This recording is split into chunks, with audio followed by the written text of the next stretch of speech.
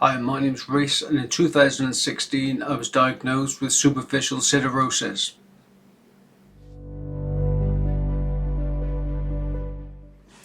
Superficial siderosis is a rare neurological condition that's caused by a bleed into the cerebral spinal fluid. Eventually, the bleed will overwhelm the body's capability to remove the full blood product. This then leaves iron from the blood to circulate the central nervous system via the spinal fluid. It can cause all sorts of damage because the iron is toxic to the nerves and neural tissues. Hearing loss is usually the first symptom, but not always the case in everyone. It can cause different symptoms and different severity of symptoms in everyone, depending on how much bleeding there is and where the iron deposits in the brain and spine.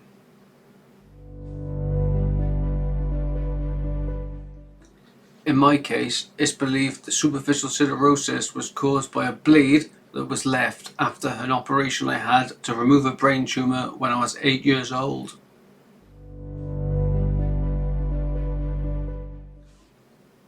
In 2011, I began to lose my hearing on both sides. I had minor hearing loss and slight high-pitched tinnitus that I was able to manage with hearing aids. And then suddenly, in 2015, it was around autumn sometime, my hearing in my right hand side just suddenly dropped overnight, and it was very frightening, and I didn't know what was going on. So that's when I began to realise that something major was here and I needed to find out what it was.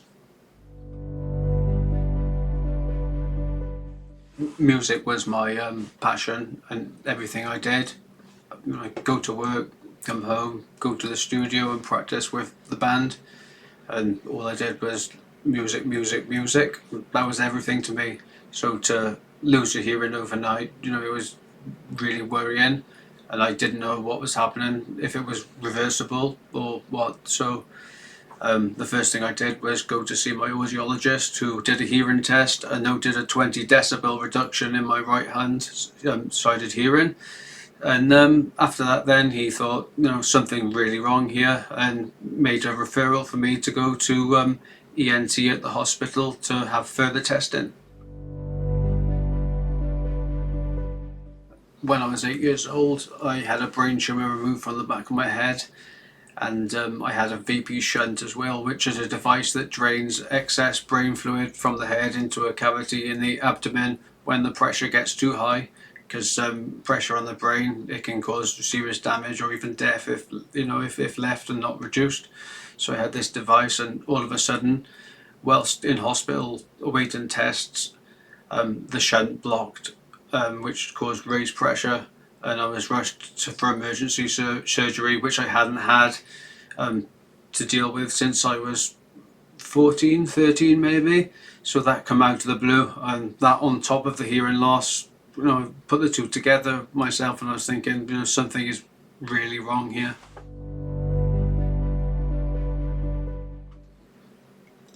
After I had the emergency surgery to unblock the shunt and reduce the pressure, my symptoms began to deteriorate even more. I was more unsteady on my feet. I noticed that I had double vision now as well, so it was an additional symptom on top of the hearing loss and the imbalance. So I was really worried that things were just continuing to spiral, and I didn't know what was going on. So I saw an ophthalmologist to look into the back of my eyes, and they confirmed that I had double vision, and they were curious to why that would suddenly happen. So they made a referral to the hospital, but before that could happen, I had an appointment with another neurologist who was also querying my double vision, and he suggested to have a lumbar puncture.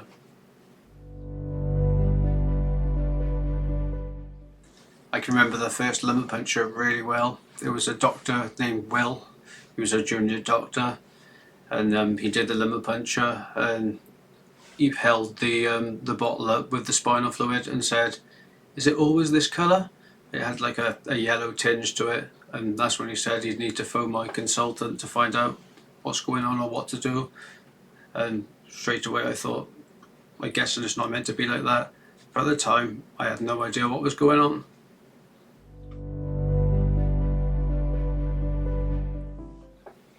After the first lumbar puncture, I was invited in for 2 or 3 more lumbar punctures, which had the same yellow tinge in my spinal fluid, which again I came to realise that wasn't right. And then I had a week-long admission in the hospital, or it might have been 2 weeks. So I was waiting for an MRI scan. I had the MRI scan, and my consultant came to my bed and he said he knew what was wrong. He could see iron deposits on my brain, and then he said he would invite me back for an appointment. And at that appointment then is when he told me I had superficial siderosis.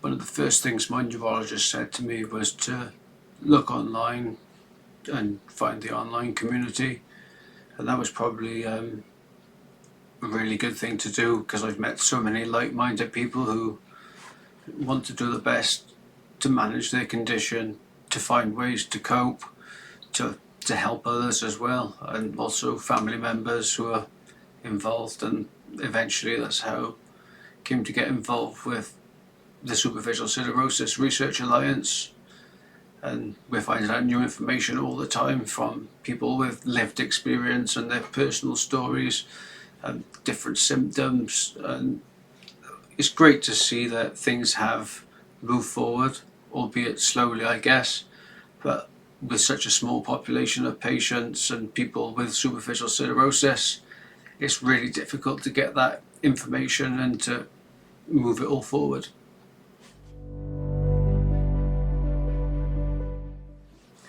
I think symptom management is one of the main things with superficial siderosis. The hearing loss, for example, I initially coped by wearing hearing aids until they no longer worked. I was completely deaf, I think, by the beginning of 2018. So for 5 years after that, I couldn't hear at all. So I had to lip read, one of the main things, writing things down. And thankfully we've got speech to text technology now. It's not the best, but it's quite funny at times, and it is really helpful, especially when someone's speaking, and sometimes it's so accurate as well, which is great for following people and being involved. But at the same time, it's very difficult because you don't know what's going on around you. It's very isolating. Fortunately now I've got a cochlear implant, which I was referred to in 2023, and I had it switched on, I think it was in May 2023, and it's completely life-changing. It just gives you a sense of presence in the room, which I didn't have before. I'm very fortunate that it works, because it's not always guaranteed to work due to the nerve damage caused by superficial siderosis, but I'm one of the fortunate ones. And even then though, I think there are ways that to compensate for the hearing loss that you can do to manage it to the best of your ability. My head in 2018, my surgeon carried out a scan, which is a nuclear cystonogram, which is basically where they put nuclear dye into your spinal fluid, and then scan, which will help to show up any leaks of spinal fluid or blood. He'd never done that scan before, so he was quite elated, and I was at my bedside and he called me over, come and have a look at the scan, come and have a look at the scan on the computer. So I walked over to the nurse's station with him and he showed me the scan, and whilst I was walking back I really couldn't walk at all. I was really struggling, and that's when he advised to use a wheelchair, so that was a way of coming with my mobility at that time.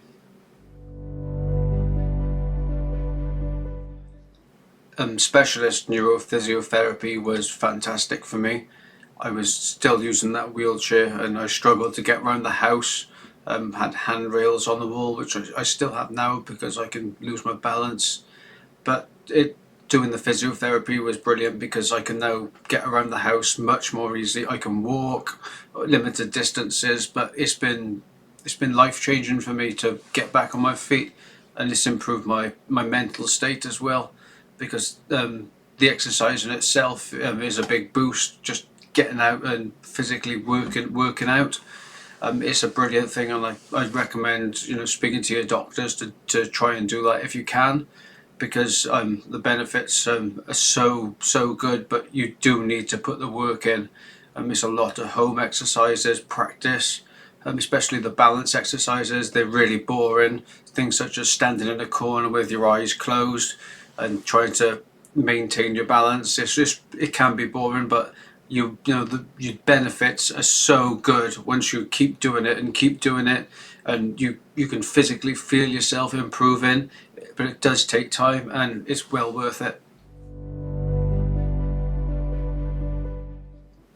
It's a continuous process. I know that to maintain what I've got, I have to keep exercising every day, and I've noticed that when I haven't done it, I take a step backwards.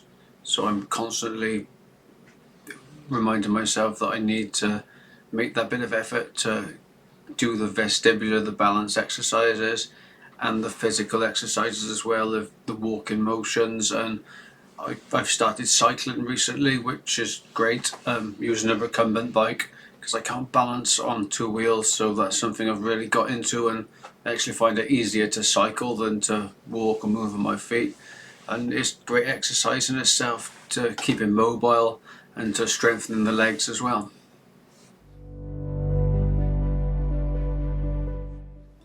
I was really surprised that when I spoke to my neurologist and asked him if I could put his details on the Living with SS website, with his permission, he was happy to do that. And now he's got more patients. He told me it was my fault for putting his details on there, but it's brilliant that it's helping to get people diagnosed and find people who are, or neurologists who are aware of the condition and have dealt with other cases. And for me personally, it's good because I've got someone local now, and I'm hopefully going to be put in touch with them. I haven't met anyone else yet around where I live, so in a close vicinity. So it'll be really interesting to speak with someone who's very local to me, because most of the time, especially with rare diseases, we're speaking to people all over the world, and no one lives close because everyone's so spread out. But having those contacts in the first place to people all over the world, whether it be in the States, in Australia, next door in England, Scotland, or wherever, it's just fantastic to communicate, and we all sort of work in the same course to find out ways of managing superficial siderosis and sharing the ideas and everything. It's brilliant, and I'm so grateful to everyone I've met through the community, because I don't think I would have got where I am without everyone that I've spoken with.